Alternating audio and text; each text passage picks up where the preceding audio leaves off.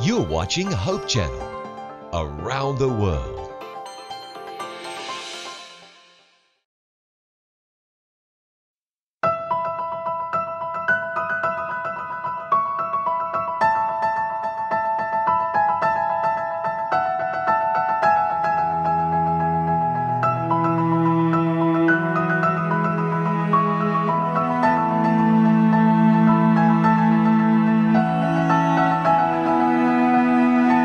Isang mainit na pagbati ang aming ipinapabot sa inyo, mga giliw na may mga kaibigan, mga kapamilya. Isang karangalan at karapatan para sa amin muli na mag-asawa na mangunguna sa isang pag-aaral tungkol sa salita ng Panginoon. Ako ay si Pastor Daniel Villoso. Ako naman ay si Meli Villoso. Na muling maghatid sa inyo ng aral tungkol sa Buhay Pamilya. Dito pa rin sa programang Sa Lilim ng Ebanghelyo. Alam natin mga minamahal, katulad po ng paulit-ulit namin na sinasabi na ang pamilya ay isang pinakamaganda, pinakamarangal na institusyon na tinatag ng Panginoon para sa atin. Subalit palibhasa ay tayo nabubuhay sa isang kabihasnan na tila bagay moderno maraming hamon. Kaya nga ang hangarin po ng programang ito ay ating maalaman kung paano natin harapin ang mga hamon na ito tungo lamang sa lalong ipagtatagumpay ng ating mga samba-sambahayan.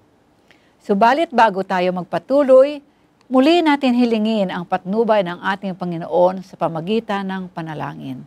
Tayo ay yumuko.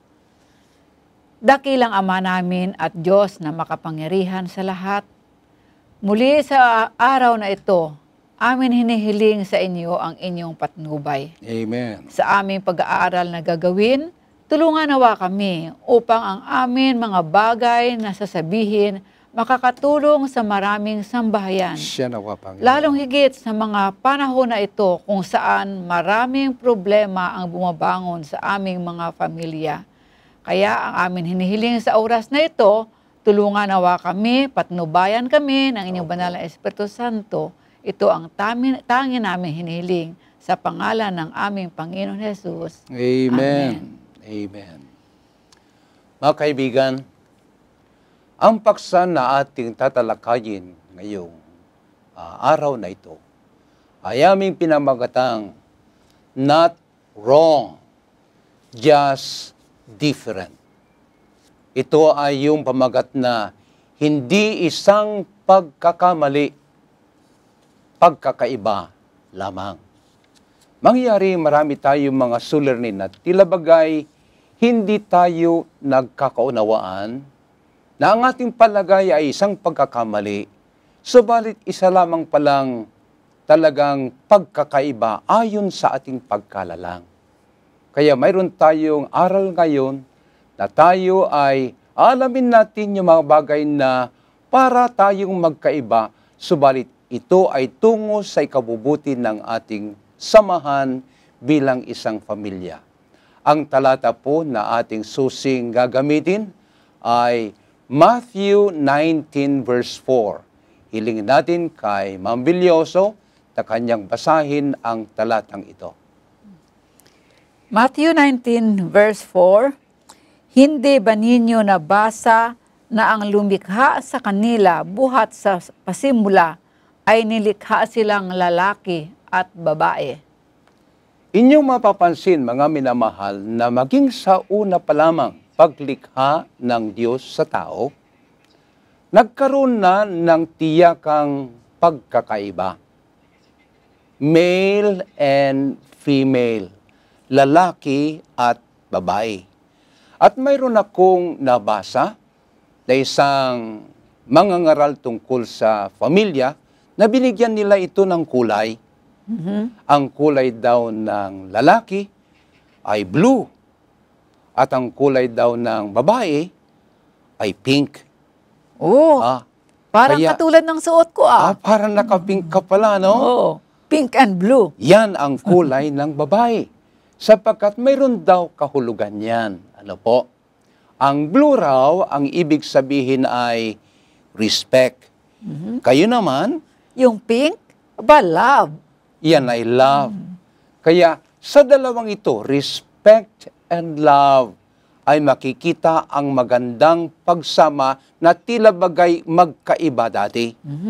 Subalit pag nagsama mo pala yan, pink and blue, ay maganda ang kalalabasan. Oh, ano ba yun? Ay yung tinatawag nilang kulay purple. Wow, mas lalong maganda. O, yun ang royal color, di ba? Yan ang makahari na kulay. Purple. Kaya pag pinagsama raw yung blue at saka yung pink, yun ang lalabas. Purple.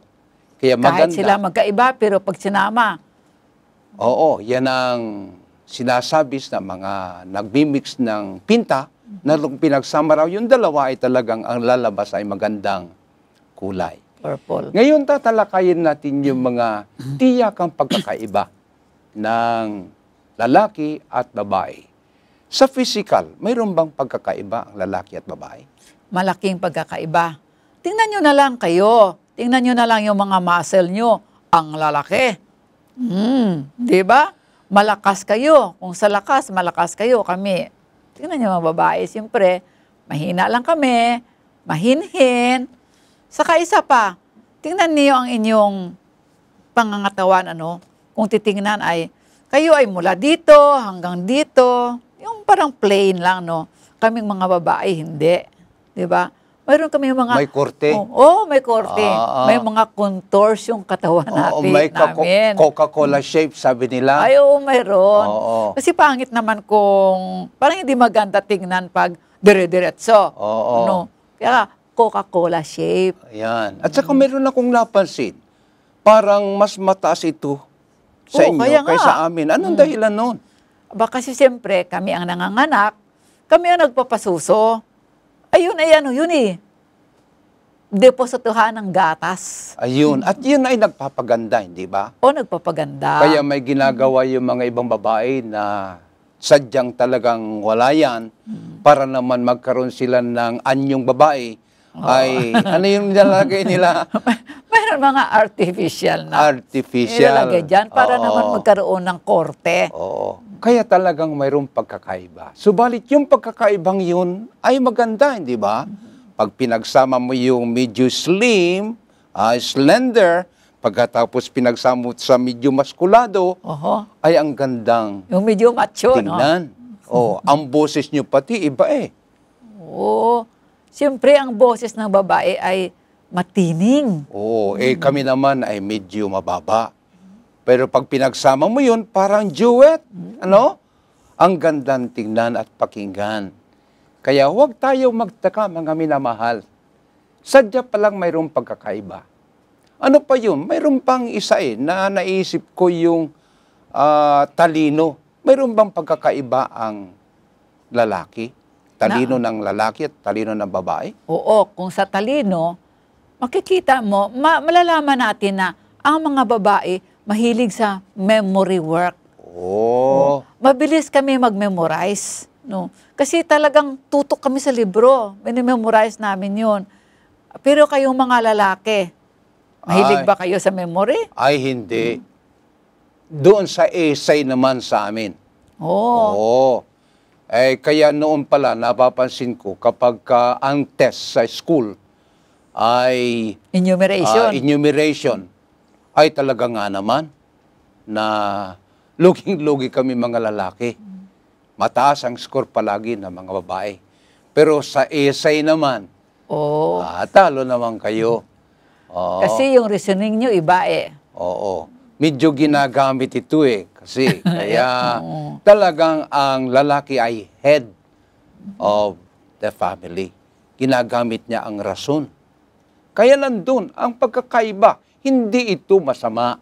Sadyang talagang may pagkakaiba na kung pinagsama mo yun, ay maging maganda. Ba? Meron pa Ano ba yung isa pa? Ay, sa emotion naman. Emotion. May pagkakaiba rin. Malaking pagkakaiba. Kami mga babae, masyado kaming emotional. At tingnan nyo, kung ang mga anak natin sa tahanan, pag may umiiyak, naku, nandyan na lang yung awa namin. Talagang kung minsan, lalo na kung may nasaktan, kung minsan umiiyak na rin kami kasama ng aming anak. Kasi nandyan yung nadadala yung aming emotion. Sabi nga, we are always carried by our emotions. Madali kaming madala dyan. Kung sa katuwaan naman, pag may mga kaibigan kami na masaya, masaya din kami. Parang, parang mababaw ang kalungkutan, mababaw din ang kaligayahan. Yun ang sabi nila, hindi ba? Maaaring nga. Kaunti lang na narinig niyong hindi magandang salita, ay lupay-pay na kaagad. Kaya matampuhin kami? Matampuhin kayo. Kaya ang emosyon ng mga babae ay medyo mababa. Kami naman, ang emosyon namin ay medyo matibay. Kaya namin yan naharapin ang mga maaring biglaan na mangyari.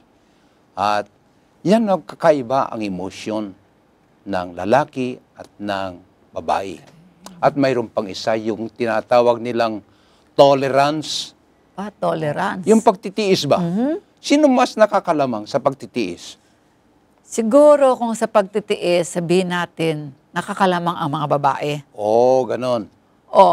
Tingnan nyo ha, ang babae, siyang nagbubuntis, siya rin ang nanganganak. Ay napakahirap na trabaho yon. At saka, iyon ang binigay ng Panginoon sapagkat alam niya ang babae ay matiisin. Pag buntis pa lang, habang mula ng paglilihi hanggang pagdadala ng bata sa sinapupunan, 9 na buwan, biro mo yun, napakahirap rin natitiis ng babae yun. Lalong higit sa panganganak. Mayroon akong alam na mga babae na nagle-labor ng hindi lamang 1 o 2 oras. Kung minsan, 24 hours, kung minsan araw pa ang binibilang. Hanggang iluwal nila ang kanilang sanggol. Subalit, nakakayanan nila yun. Yun ang ibinigay sa kanila ng lakas ng Panginoon, ang pagtitiis. Amen.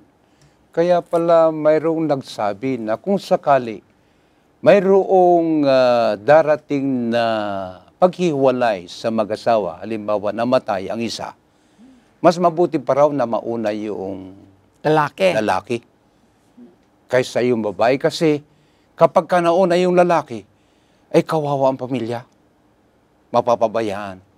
Kasi wala siyang gaanong tiyaga na mga laga sa mga bata, sa bahay. Ibig sabihin yung babae pag nauna. Kapag ang nauna ay lalaki, at least panatag yung babae. Pamilya. Sa Kasi kanya nandyan mga yung nanay na mag-alaga. Matiisin kasi. Matiisin.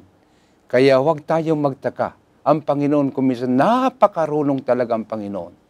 Di niya pinapahintulot na mag-suffer ang mga pamilya, na kung may mga malilit pang bata, may mga pagkakataon talaga na nauuna yung lalaki kaysa babae, para naman sa kapakanan ng nalalabi may iiwan na pamilya.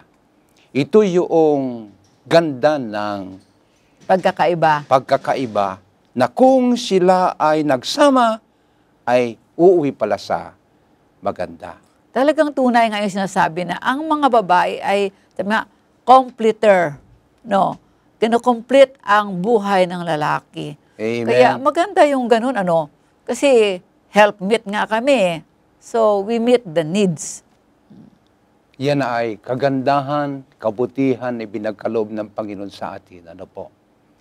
Pupunta tayo ngayon sa mga salita, na binabanggit ng lalaki, binabanggit din ng babae, pero mayroong ibang pakahulugan. Magbigay ka nga ng isang example nito. Pareho ang salita, Pareho ang salita. Iba ang pakahulugan. Iba ang pakahulugan. Katulad baga ng pag sinabi ko na, naku, wala na akong masusuot. I have nothing to wear. Ay, hindi nangangahulugan niya ng talagang wala akong masusuot. Sapagkat pag tinignan mo yung aking wardrobe, ay talagang napakarami na naman ang nakahang dyan. Pero sabi ko, wala naman akong masusuot. Yan pala ay, wala akong bagong masusuot. Wala nang bago, wala nang bagong style. Kayo pala ay naghanap ng medyo bago. kapag ka Oo. nagsabi kayo ng ganon. Kasi nagsasawa na rin kami dun sa palagi namin sinusuot eh. Oo. Eh kami naman, pag kami nagsabing ganon na, ay wala na akong may suot. O ano naman? Eh hindi kami naghahanap ng bago. Oo. Hindi kami mahilig sa bago. Kung may bago, maganda rin. Kung wala, eh ayos din. Ang lies nang namin sabihin ay wala kaming gaanong maayos na damit. Oo. Siguro yung kwelyo ay hindi maganda ang pagka-plancha. O, ay kung minsan yung dito ay lumalabas yung bakas pa ng pawis. Oo, medyo dilaw na. Oo. Ay, titingnan namin yung aming kamiseta, medyo dilaw-dilaw yung Sa kili-kili. kili-kili. Oo, kaya inisip namin, parang wala na kami may suot. Hindi naman sa naghanap kami ng bago. Kung may bago, salamat. Kung wala, eh, basta maayos lang. Maayos, malinis. Yan lang ang ibig sabihin namin kapag sinabi namin na wala na kami may suot. Kaya dito mag-komplemento dapat ang babae, di ba? Anong gagawin kung ganon? Ay dapat tayong mga babae, ay tingnan naman natin yung damit ng ating mga partner sa buhay. Huwag natin pahintulutan na lalabas sila ng bahay, pagkatapos ay kusot-kusot yung kwelyo. Alam mo yung kwelyo, napaka-importante sa mga lalaki yun. Kasi yun ang parang kaagad-agad nakikita ng tao dito. Ay pag ang kwelyo ay medyo may mancha, medyo kusot, medyo tabingi ang pagkaayos, ay hindi maganda. At ang reflection yun ay lagi sa babae. Di ba? O, kaya ang isa sa role natin mga kababaihan, tingnan din natin, inspeksyonin natin yung suot ng ating asawa bago siya umalis sa bahay. Baka kusot, baka hindi may mga mantsa-mantsa dyan, o kaya tingnan natin yan. Kasi ang mga lalaki, hindi nila yan gaano napapansin. Basta sila ay suot lang, pero tayo mga babae ang kailangan ating pansinin yun at titingnan natin kung maayos na ba ang damit ng ating mga Amen. asawa. At alam ninyo mga minamahal, ang ating pinag-uusapan ay in general, in general. Lalong-lalo na kapag ang inyong asawang lalaki ay professional, na sinasabi white-collar job ang kanyang trabaho, medyo ang gusto niya naman ay yung disyente, maayos na pagkakahanda ng kanyang damit.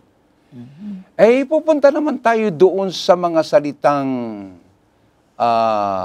nababanggit na tila bagay magkatulad din pero ibang pakahulugan. Oo. Magbigay ka nga ng isang bagay na parehong sinabi pero ibang pakahulugan. Katulad ba ng katulad yan, darating yung aking mga kaibigan. Oo. Katapos, siyempre alam mo yung mga babae, mahilig yung, kuminsan gusto rin namin yung sama-sama kami, masaya kami yun eh. Ay sabihin ng aking kaibigan, Meli, alam mo may sale ngayon sa SM. Punta tayo, shopping tayo. Aha. Aba, pag narinig ko yun, wow, wonderful. Gustong-gusto ko naman yun. Lumabas ng bahay at mag-shopping. Kahit na wala akong pera, window shopping. Mababaw lang talagang kaligayahan ng mga babae, po. Oo, mababaw lang kaligayahan namin. Kahit na walang ganong pera, basta makapag-shopping lang, ay masaya na. Kahit na nga ako minsan, mumurahin lang mga sale-sale dyan. Basta yung may iba-iba lang. May bago. Oo, may bago. Oo. Ay kami naman, sasabihin namin sa inyo ang tapat. Kapag nakarinig kami ng ganon na, tayo ay mag-shopping. Alam niyo yung papasok sa aming isipan? Oo. Paano ako makalayas dito? Kasi Hindi pala kayo natutuwa. Hindi namin hilig yun. Lalong-lalo na kapag may inaapuran trabaho ang lalaki. Oo. Ay, nako. Huwag mong maanyaya sa shopping sapagkat medyo walang gaanong hilig dyan. Oo. Sa amin ay yung shopping ay parang aksaya lang ng panahon. Kaya kami walang gaanong hilig dyan. Kaya kung minsan, ay unawaan niya naman kami na kung walang gaanong karsonada, ay huwag namang gaanong pilitin kasi lalo na pag maraming gawain, ay sa amin talagang medyo aksaya ng panahon yung shopping. Kaya pala maalaala ko, minsan, nung dito tayo sa Pasay nakatira, inanyaya kita pumunta sa SM. Sabi ko, Daddy, samahan mo naman ako sa SM. Ay, ang kaso, napansin kita na may hawak kang racket sa kabola. Ay, pupunta ka na sana sa tennis court. Pero, gawa ng sinabi ko na sa'yo, ay di, pinagbigyan mo ako. Pero halatang halata ko na wala kang gana, medyo malungkot ka. Ay, sorry po. Oo. Kaya tayo mga kababaihan, kung minsan, ay tingnan naman natin, bago tayo mag-anyaya sa ating mga asawa, kung mag-shopping, kung mamasyal, tingnan natin muna kung okay lang ba yung, wala ba siyang major activities na gagawin para masaya siyang sasama sa atin. Aha. Kaya mga minamahal, tingnan niyo yung mga pagkakaibang yan, ano? Pero pag nagkaunawaan, ay lalong magbubuklod sa mag-asawa. Sa communication naman, mayroon tayong mga, may mga paraan kayo na uri ng pakikipagtalastasan sa amin. Paano ba yun? Ay kaming mga babae medyo hindi kami direct to the point. Kasi medyo may kaunti kaming hiya ba? Hindi namin kaagad masabi yung gusto namin. Kaya ang ginagawa namin, meron kami mga body language, o may mga hints, o maaring gagamit kami ng salita na medyo ba pahaging-haging. Ayun. Na kung minsan hirap kayo, Hirap kami, kasi alam niyo minsan, may karanasan kami ng inyong ma'am, na ang sabi niya Daddy, gusto kong pumunta sa SM. Kaya sabi ko, di pumunta ka. Mamaya ayaw umalis. Hindi umalis, hindi nagbibihis. Daddy, ang sabi niya, matraffic? Matraffic. Di kumuha kakako ng tricycle. Abay, hindi pa rin umaalis. Ang ibig pala niyan sabihin, ay ihatid ko siya sa SM. Samahan ko. Ang sabi ko nga, bakit hindi mo na lang tinuwirang sinabi? Yung pala ang kailangan. Akala ko kasi mag-gets mo ako ay kaya mula noon, nagkaleksyon ako na may mga pahaging-haging pala na salita itong mga babae. Na kung maunawaan natin na ay talagang tuwan-tuwa sila. Pero pag hindi namin maunawaan, naunawaan nyo naman sana, medyo diretsuhin na lang. Yan. Natututo rin kami Oo. Minsan pa, sinabi mo, Daddy, masakit ang ulo ko. Ang sabi ko naman ay baka kulang ka lang sa tubig. Minom ka ng tubig. Ayun palang ibig niyan sabihin ay ano? Ano yung ibig mo sabihin? Saka, kung minsan kasi sabi mo pa, bili ka na lang ng medical. Ay, hindi ko kailangan yun Ang gusto kasi sabihin ay, masakit ang ulo ko. Hindi naman talaga gaanong masakit yun. Gusto ko lang sana, medyo hilot-hilutin dito. Medyo hipo-hipuin. Madali lang maalis yun pag hinipo lang. Ay, naku, talagang mababaw lang talaga, no? Kung maunawaan lang natin, napakadali pala na solbahin ang problema. Kailangan lang kami ng konting lambing. Kaunting lambing. Sa panahon naman ng mga krisis, mga stress sa buhay, ano naman ang pagkakaiba ng lalaki at babae? Sa aming mga babae, oras na mayroon kaming problema, hindi kami mapakali. Gusto namin talagang ilabas yung problema namin. Kaya, ang ginagawa namin kung minsan, pupunta sa aming kaibigan, doon kami magkukwento. Ang nakapagtataka lang kung minsan ganito, pag inilahad namin yung aming problema, itong amin naman kaibigan na kung saan sinabihan ko ng problema, kung minsan wala naman solusyon pala na ibinibigay sa amin. Pero bakit? Sa aming kwentuhan, mamaya uwi ako, magaan ang loob ko. Pero wala naman palang solusyon na binigay. Pero nawala yung problema ko kasi gusto namin yung makalabas lang. Mayroon lang makinig. May outlet. Gusto niya lang may makinig. Oo, may makinig lang. Kaya kung nakinig lang sana ang lalaki, hindi na kayo pupunta sa iba. Yun na nga. Kasi kayong mga lalaki, kung minsan sinabi nga, ang mga men are poor listener. Ay, naku, yan ang kahinaan natin. Pero mas maganda rin yung malaman nyo yung sa amin. Oo. Alam nyo, sa panahon ng stress, kami naman ay tahimik. Pupunta lang kami sa isang sulok. Uupo kami. Walang imik. Sa panahong yun, mas mabuting pabayaan nyo kami. Oo. Yeah. We can solve our own problems sitting down. Hanggat hindi namin hinihingi ang tulong ninyo, ay huwag kayong mamungkahi. Kasi insulto yun sa amin. Oo. Pero kapag nagsabi na ng aming problema sa inyo, doon pwede kayong pumasok na tumulong sa aming problema. Pero hanggat hindi hinihingi ang tulong, ay macho yan eh. Lalaki. Gusto niyang patunayan na kaya niya na isolve ang problema niya. Kaya kapag ka lalaki ay medyo tahimik, pabayaan nyo lang ng kaunti. Oo. Kaya pag tahimik pala kayo at medyo mayroon kayong problema, nag-iisip kayo, wag naman kami makulit, nasasabihin ko na, ba't ba ano nangyari sa'yo? Tahimik-tahimik mo dyan, di ka kumikibo. Ano ba problema mo? Hindi pala maganda yun sa Hindi inyong maganda pandinig. yun. Wala. Ang dating noon sa amin ay, di maganda . Kaya, mas mabuti papabayaan na lang muna. At magsasabihan kung hindi niya na kaya. O, si. Yan. At mayroon pang isa, mga kaibigan. Yung bang mga gusto at disgusto, yung mga hilig, parang mayroon din pagkakaiba. Kaya aalamin natin, ano ba yung mga gustong-gusto niyong pag-usapan na mga kababaihan?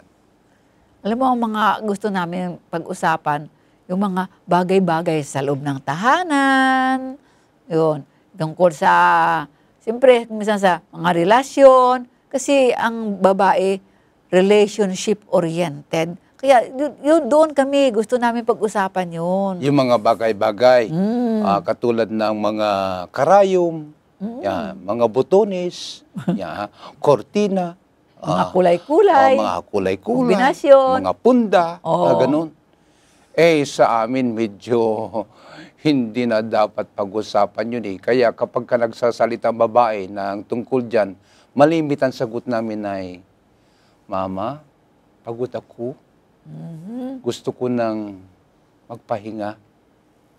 Kaya minsan, siguro nagtataka ka na nagkukwento ka pa, ano nang ginagawa ko? Hoy, humihilik ka na. Ay, humihilik Kala na. ko nakikinig ka. Oo. Sige naman ako ng sige ng kwento. Kung ano mga pangyayari sa buong maghapon, ikukwento ko sa iyo. Hindi ka pala interesado. Hindi Kaya interesado. tinutulugan mo ako. Oo. Pagkatapos gagantihan nyo naman sa amin. Kasi sabi mo, tired ka eh. Oo, tired. Tired ako. Pagkatapos pag ako naman ang kakalabit-kalabit, yayakap-yakap, sasabihin mo naman, Oh, I'm tired. pagod din ako. Oh. Mga kaibigan, kung magkaunawaan lang sana, ang mag-asawa, mawawala yun. Kapag ka nagkukwento naman ang babae, ay bigyan naman natin ng pandinig yan. You lend an ear and listen to her. At kapag ka kinalabit nyo naman yan, ay hindi niya sasabing, pagod ako. No? Kaya magbigayan lang. O, bigayan. And we solve many of our what? Our problems. Okay? Tungkol naman sa pangangalaga ng bahay, kayo ang tinatawag na may Homemaker. bahay. Ang ganda ng bati nila dyan sa Bulacan eh. May bahay. Tayo palang mga lalaki, wala tayong bahay. Nakikibahay lang tayo. Yung pala ay sanlibutan ng mga babae, kaya sila ang may bahay. Ano bang mga ginagawa nyo doon sa inyong bahay? O, ang bahay ay amin, a little world para sa mga babae. Kaya, ang gusto namin ay pagandahin, ayusin. Aha. Kaya lahat ng ano dyan sa bahay, pag-aayos ng lamesa, silya, ganun, kailangan ay ayos na ayos. Yung very orderly ba? Okay. O, mga paglagay ng ng kortina, kung tama ba yung kombinasyon. No. Diyan kami mahilig. Kung ang sahig, may putik ba o may mga nagkalat-kalat yan ng mga papel. Kaya gusto namin na ito ay para naman din sa inyo. Gusto namin i-present yung amin sanlibutan na maayos, malinis, maganda. Pati ba yung mga lalagyan ng labahin, gusto nyo maging masino? Siyempre, kailangan nga yung inyong mga marumi, talagang doon ilagay. Oh. Hindi yung pakalat-kalat kung saan. Di wala na, sira yung aking orderliness sa bahay. Oh. Alam ninyo, minsan sa aming karanasan na mag-asawa, ako'y talagang humingi ng tawad kasi may ugali ako noon na hindi pala maganda. Akala ko ayos lang kasi ang palagay namin sa bahay kasi kami mga lalaki, yung bahay mo, magawa mo ang lahat ng gusto mo, walang pipigil sa'yo. Kaya pagdating namin sa bahay, hubad ang sapatos, kung saan ang mas madaling paglagyan ng sapatos, nandun na, inalis ang medyas, lagay kung saan ang mas madaling paglagyan, pag maligo, pagkatapos galing sa banyo, o sampay ang tuwalya, kung saan, sa ibabaw ng higaan, o sa upuan, yung pala'y hindi maganda sa inyo, di ba? Ayaw namin ng ganon. Di ba noon, alaala ko kapapalit ko lang ng bedsheet. Aba, mamaya nakita ko, bakit basa ito? Papaghipo ko ng tuwalya ay basa pala. Kaya pala isinampay mo doon sa sa headboard ng ng ating bed. Ay naku, sabi ko, sinira na naman yung aking kapapalit na bedsheet. Pero maganda rin ang paraan na ginawa ng inyong ma'am na ako'y turuan. Hindi naman ako'y ninsulto Sabi niya, Daddy, punta tayo sa SM. Di, punta kami. Pagkatapos ang sabi niya, bili tayo, Daddy, nito, yung bang bar na mahaba-haba. Di bumili kami. Towel holder. Towel holder. Pagkatapos ang sabi niya, Daddy, pakikabit mo, ha? Di kinabit ko doon sa banyo. Pagkatapos ang sabi niya, mula ngayon, Daddy, dito ang sampayan ng nagamit na tuwalya. Kaya, ay salamat naman kako na ako'y nagising sa Yung palang ginagawa ko'y pinagtitiisan ako ng aking asawa. Salamat naman ang kanyang paraan ng pagbabago sa akin ay naging katanggap-tanggap. Simple lang, Simple lang, pero effective. Effective. Kaya yun ang tinatawag nila, a place for everything and everything in its place. Ayun. Yan ang prinsipyo ng mga babae sa kanilang mga small world, yung kanilang tahanan. Kasi para matuto kayo na hindi pakalat-kalat. Mayroon lugar para sa mga sapatos, mayroon lugar para sa hinubad, mayroon lugar para sa mga gamit ninyo.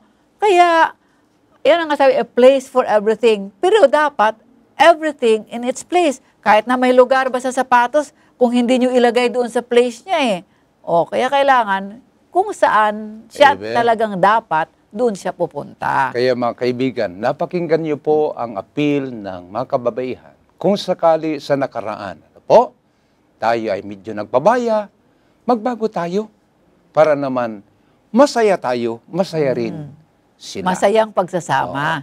At titingnan ngayon yung pagtatrabaho. Mayroon ba tayong basihan sa Biblia na talagang magkaiba ang trabaho ng lalaki at ng babae? At tingnan ito sa talata ng Genesis muli. Genesis 2, verse 15. Hayaan natin na basahin ni Mrs. Villoso ang talatang ito. Kinuha ng Panginoon Diyos ang lalaki at inilagay sa halamanan ng Eden upang ito ay kanyang bungkalin at ingatan. Ayun. Ang sabi ng Biblia, mga minamahal, noong pang-unang-una, wala pang pagkakasala ang tao, kagad-agad na ibinigay kay Adam ang kanyang trabaho at hindi ito sa loob ng bahay, kundi doon sa garden. Garden, yun ang kanyang gawain sa labas ng bahay. Di natin alam kung talagang mayroon silang tuluyan na bahay ni Adan at ni Eva, pero ang talagang ibinigay ng Panginoon na trabaho kay Adan ay in the garden. in the ground. Sa lupa. Sa lupa. Ang mahalaga nito ay sapagkat sa lupa rin siya kinuha, hindi ba? Oo. Noon siya ilalangin mula siya sa alikabok. Okay? Kaya doon siya gagawa. Yun ang kanyang world. Kaya ang lalaki ay tuwan-tuwa na gumawa sa labas ng tahanan. Yan ang kanyang hilig na gagawan. Kaya ito ang gawain ng lalaki. Ay nung kayang nagkasala na, doon pa rin? Sa ano? Tingnan natin mga kaibigan. Dito pa rin sa Genesis 3:17. Ano po? Genesis 3:17. Tingnan natin kung talagang hindi na bago. 3:17. At kay Adan ay kanyang sinabi, sapagkat nakinig ka sa tinig ng iyong asawa at kumain ka ng bunga ng punong kahoy, aking inuutos sa iyo na huwag kang kumain, sumpain ang lupa dahil sa iyo. Kakain ka mula sa kanya sa pamagitan ng iyong mabigat na paggawa sa lahat ng araw ng iyong buhay. Hindi nagbago, mga minamahal. Sa Noong lupa pasimula na wala pang kasalanan, sa lupa na, labas ng bahay. At maging noong nagkasala ng tao, ay doon pa rin siya gagawa sa labas ng tahanan. Palibhasa talaga, siya ay galing sa alikabok. Ano po? Eh, tingnan naman natin si Eva. Ha? Ang challenge kay Adan ay labas. Okay? He worked outside the house. Siya ang tinatawag na breadwinner. Ano po? Siya ang tagahanap buhay. Ano po? Yan ang kanyang trabaho. Tingnan naman natin ang trabaho ni Eve. Ano ba ang kay Eve? Okay? Sa babae ay may pagkakaiba. Genesis 2:22. At ang tadyang na kinuha ng Panginoon Diyos sa lalaki ay ginawang isang babae at dinala siya sa lalaki. Ito mapapansin natin, no? Katulad sa inyo, galing kayo sa alikabok, kung kaya ang ano nyo outside the home, no? Sa lupa din.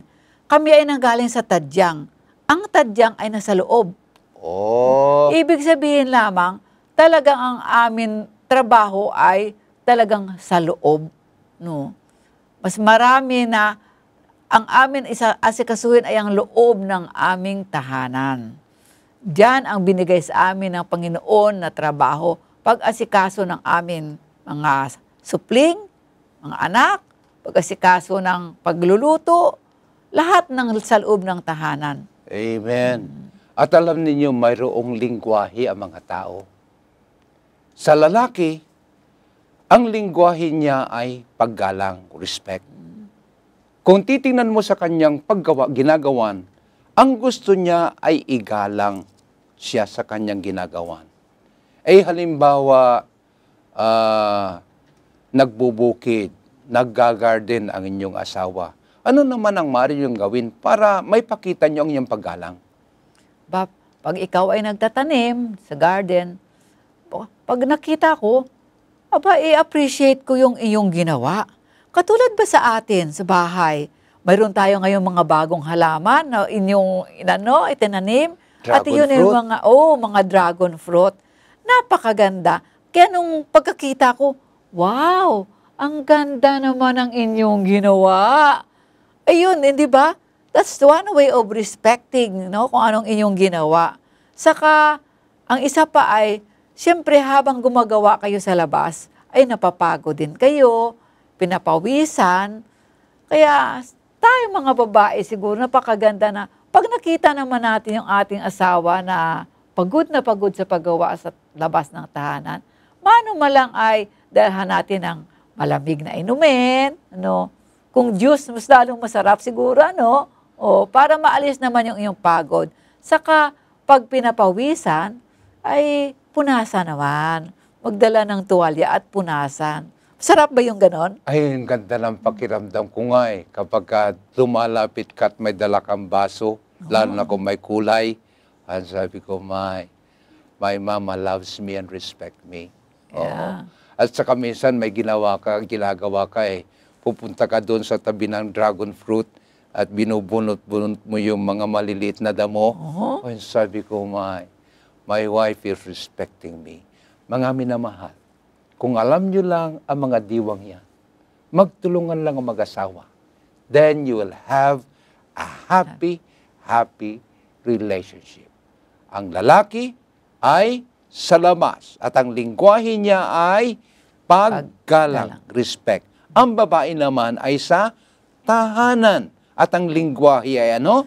Pag-ibig. Pag-ibig. At ang pag-ibig ay may papakita sa anong paraan?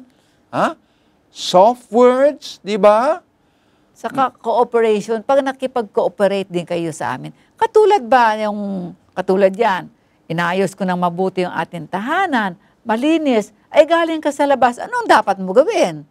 Siyempre, hindi ko naman ipapasok yung may putik na tsinelas o sapatos.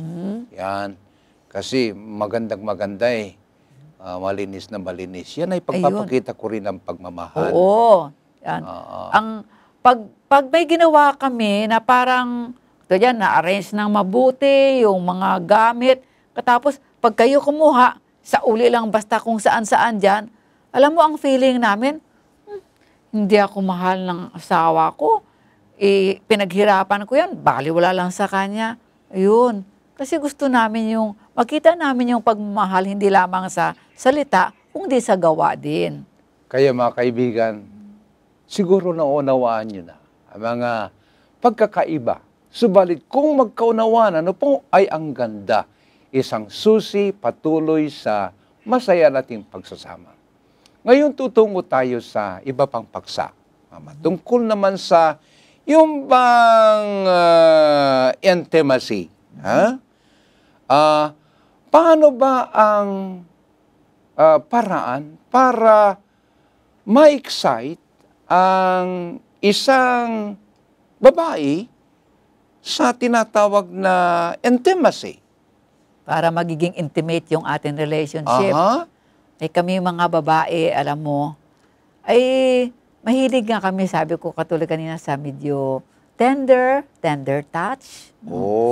Kaya, kung minsan-minsan, katulad nito, pag hinawakan mo yung aking kamay, katapos medyo hinihipo-hipo yung mga daliri, ay iba yung feeling ko.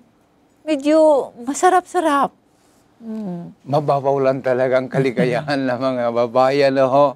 Alam nyo, ako'y nanliligaw pa, mga minamahal. Gusto kong sabayan siya ng paglalaba. Kasi, lalo na kapag kamalit yung planggana, sa halip na damit yung aking kukusutin, ay gustong-gusto pala niya yung medyo nahuhuli ko yung kanyang kamay at pinipisil-pisil doon sa lalim ng may sabon. Ay tuwan-tuwa na siya. Kaya, ganun lang pala ang kaligayahan. Kaya mga kaibigan, kung gusto nyo na mag-respond ang inyong asawang babae sa tinatawag na intimacy ninyo, ay be tender to them.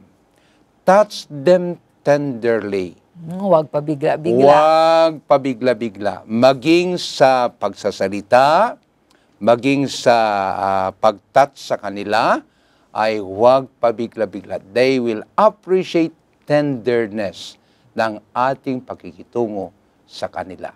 Pero sa inyo naman kaya mga lalaki, paano kayo na-excite? Iba naman kami. Kami ay dito. Ayan. Kapag looks. kami ay nakakita ng medyo, wow, ang ganda.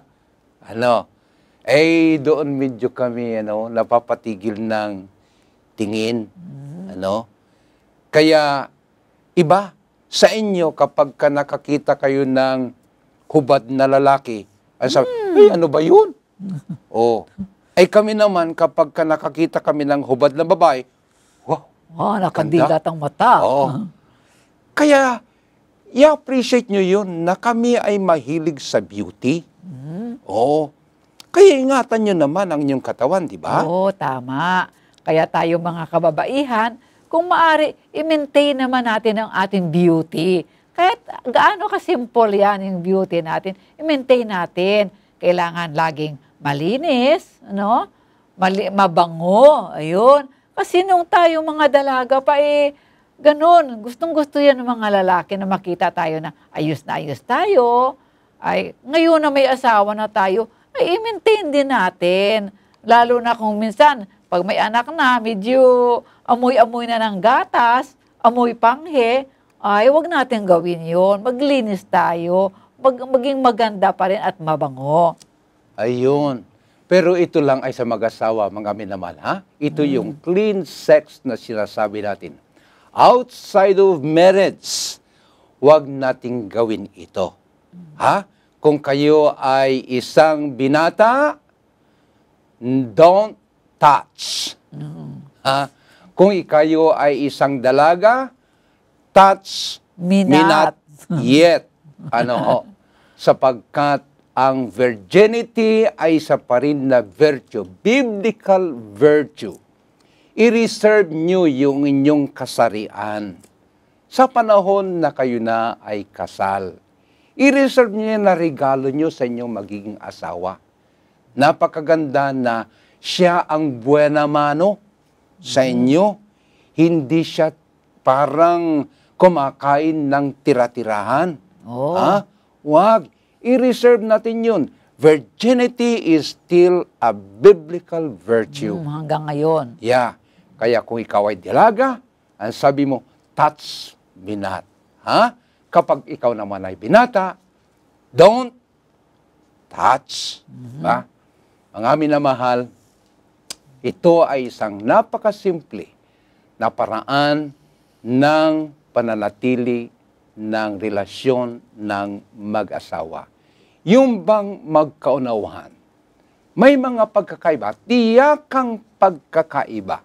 Subalit kung magkaunawaan sila, yun pala ang parang cement, ha? Na they can celebrate on their difference. Yes. At ito yung sinasabi natin na the sweetest pie in marriage is when we are able to celebrate even with our difference. Kaya napakaganda na ating maalaman ang mga bagay nito.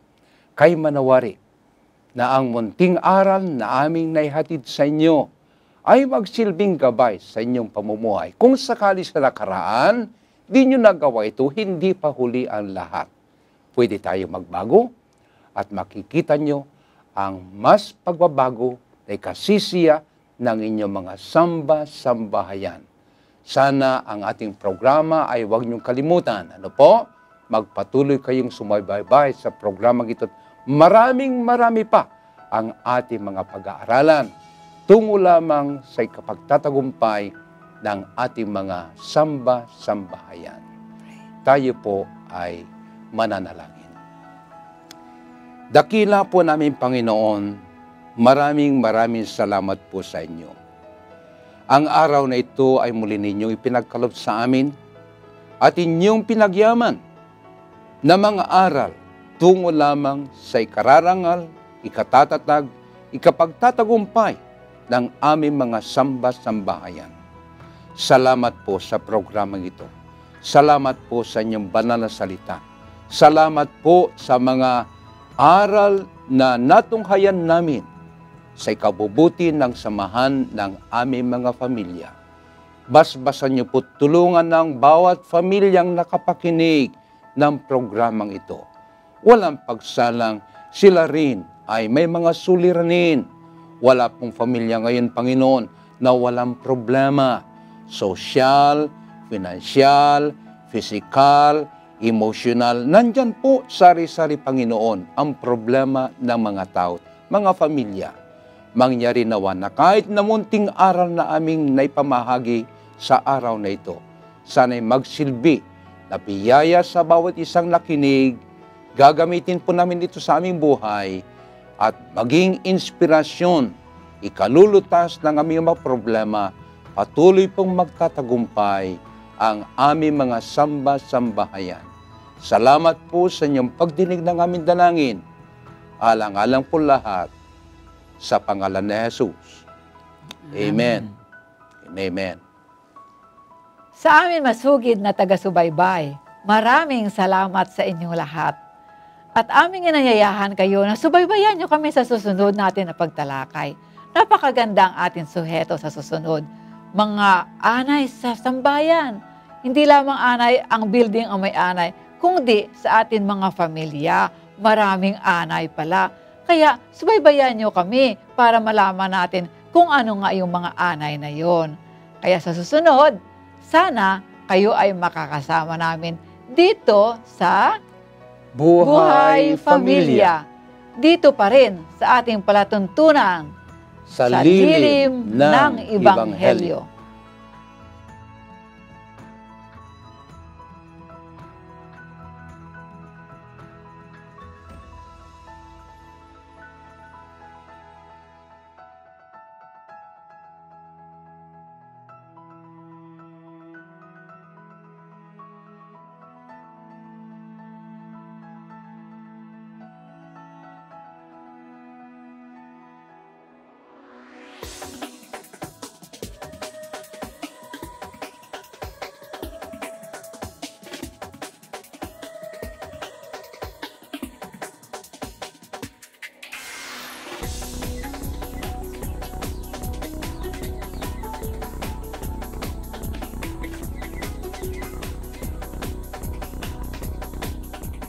Have you ever wondered if all the money spent on television is worth it?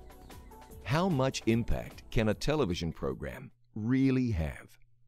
In the early 1970s, Pastor Henry Feyerabend was invited to work with the Portuguese-speaking community in Toronto, Canada. There were approximately 250,000 Portuguese-speaking people in that city, and at that time, there was no Adventist presence among them. God impressed Pastor Feyerabend to create a television program to reach this group. TV stations at that time did not focus on multicultural programming, and it was nearly impossible to get television airtime. But after much persistence, Pastor Feyerabend met a man that had purchased half an hour on television. Pastor Feyerabend pestered the man over and over again until he was finally offered 5 minutes on each program for the outrageous total of $4,000. I think he gave him that price thinking that Pastor Henry would have walked out the door and said, "This is ludicrous." Henry said, "Where's the contract? Let me sign it." Walks out of the man's office. He's got this $4,000 contract he just signed. He's got 6 members in his church. He says, "You know what, this is ludicrous. This is ridiculous. This is crazy. Where am I going to get the money to pay for this?" He says, "I better go back and tell this guy I made a huge mistake." But then he stops midway and he says, "But what if this door is being opened by God?" Anyway, he decides to head back to this little Ukrainian church that this Portuguese group was renting a room there.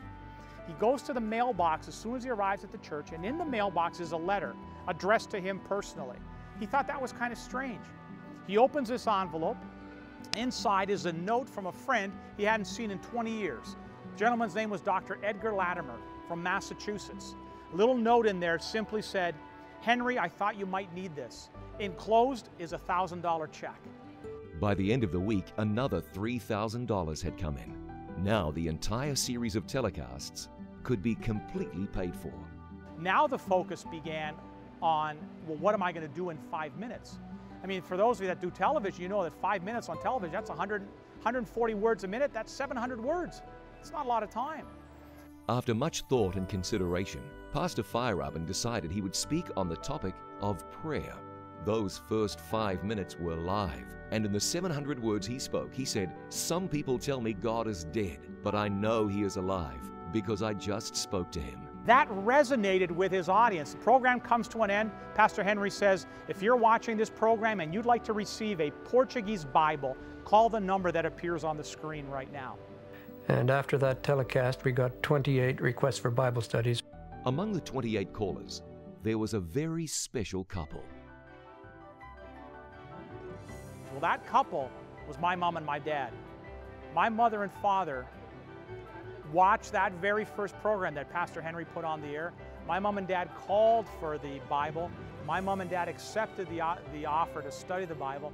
And as a result, 16 people in my family are members of the Seventh-day Adventist Church today. So, are television programs worth all the effort and investment?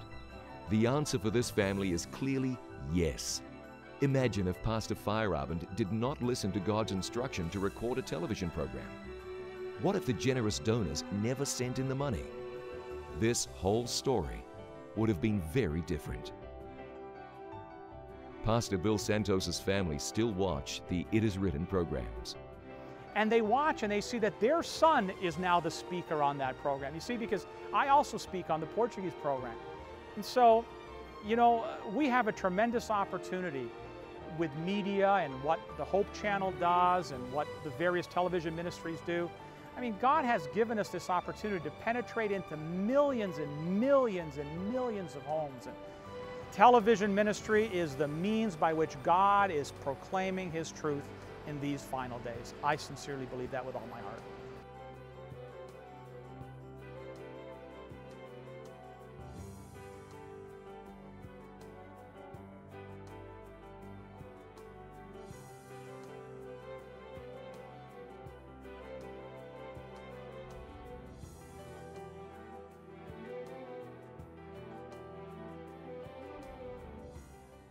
Every project, every shooting, every dream that comes true comes with a price, hard work. But with every production, every script, every realized dream comes a renewed heart and life. For every broadcast, every sermon, every song, there is an opportunity to reach hearts. All of these are part of the great mission of life, to plant hope.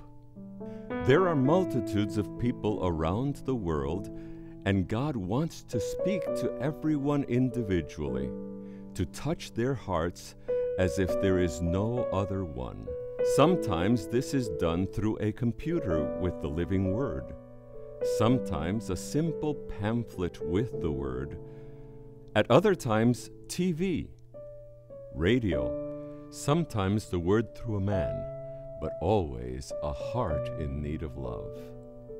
In Peru, a preacher called out to a man from among the congregation. It was a special live broadcast. Amazingly, it was a man hired to operate one of the cameras on this TV production. We needed his services, but God wanted his heart. A cameraman who had made no commitment to the Lord, but the power of the Word penetrated his heart and mind, and he accepted Jesus. Guillermo, deja tu cámara ahí donde estás. Hoy es una noche de gloria para ti. Guillermo left his post at the camera and came to the front of the church. Te bautizo en el nombre del Padre, del Hijo y del Espíritu Santo. Amén. Guillermo Eduardo abandoned his secular life and was born to a new era. Guillermo, in his media production, was only building the ark, but now this ark became his avenue of salvation. Just as Christ revealed himself in the Jordan as the Son of God, so it was that he revealed himself in the life of Guillermo. God desires to plant his seeds of hope in homes and in churches through the use of satellite media. And Jesus says, "What I tell you in the dark, speak in the daylight. What is whispered in your ear, proclaim from the roofs." This message of hope encourages us to shout from the rooftops through satellite dishes and antennas that Jesus is our hope for salvation.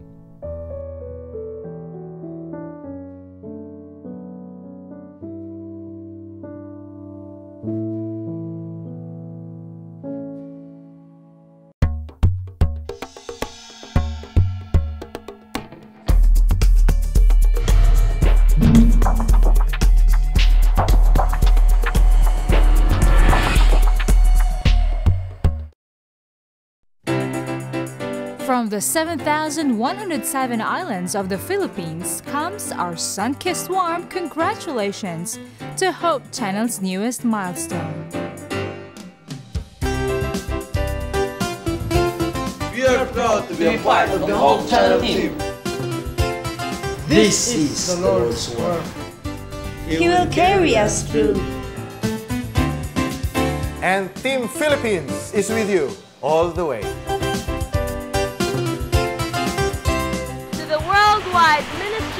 Hope Channel. Mabuhay!